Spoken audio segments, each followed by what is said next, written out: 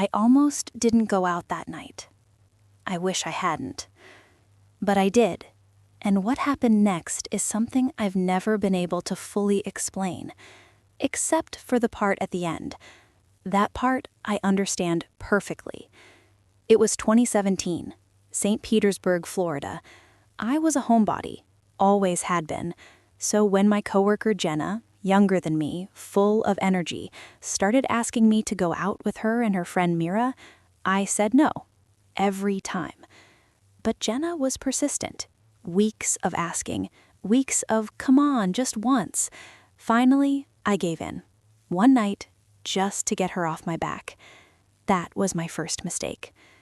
The evening started normally enough. Jenna came to my apartment and left her car there. I drove. We picked up Meera, we found the club, we got inside. Music, crowds, drinks. We hadn't been there long when Jenna stood up and said, "Hey, I'll be right back. I see someone I know." She took Meera with her, and just like that, I was sitting alone at a table in a club I'd never been to, in a part of the city I barely knew. They came back a few minutes later, smiling. "My friend bought us around," Jenna said, and handed me a glass. She was my coworker. I trusted her. I drank it. 2 rounds came and went, then the third, and that's when it hit me. Not dizziness, not the room spinning, something else. A wave of dread, deep, animal, overwhelming, washing over me from the inside out. My body knew before my mind did. Something was terribly wrong. I turned to Jenna.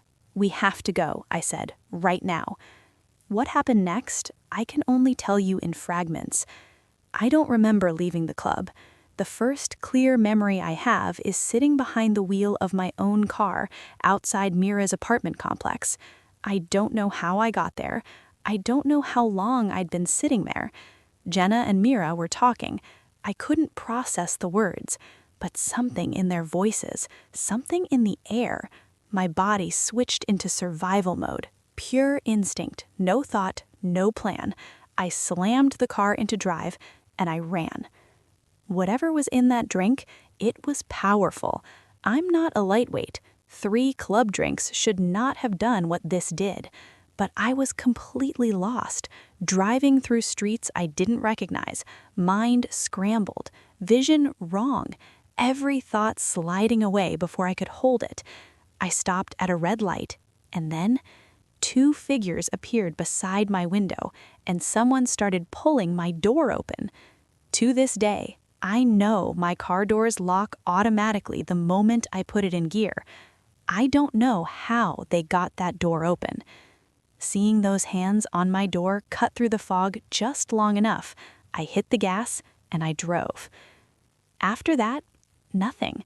The next thing I remember, I was parked on a quiet street near some houses, staring at my phone, trying to remember how to use it.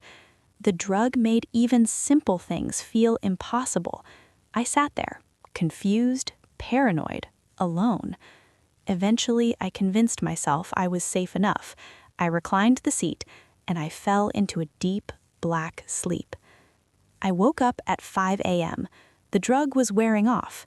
My hands worked again. My mind was coming back. I turned on the GPS, and I drove home. I collapsed into bed, and when I woke up again, it was 11 in the morning. 20 missed calls, most of them from Jenna. I called her back. She sounded frantic. "Where did you go?" she demanded. I told her exactly what happened.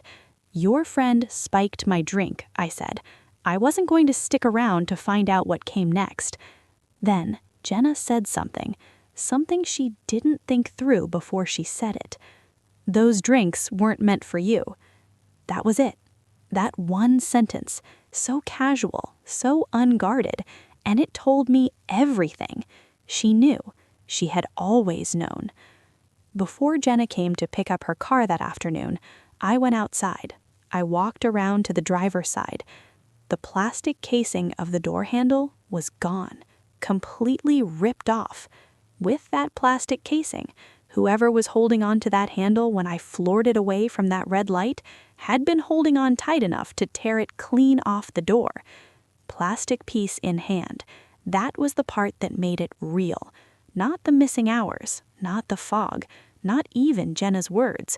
That broken door handle, physical proof that someone had tried to get into my car while I was drugged and alone and completely defenseless. To this day, I never spoke to Jenna. I think about that night sometimes, how close it came to going a different way, how the only things that saved me were a gut feeling I couldn't explain and a body that acted before my mind could. Your instincts exist for a reason. When something feels wrong, believe it.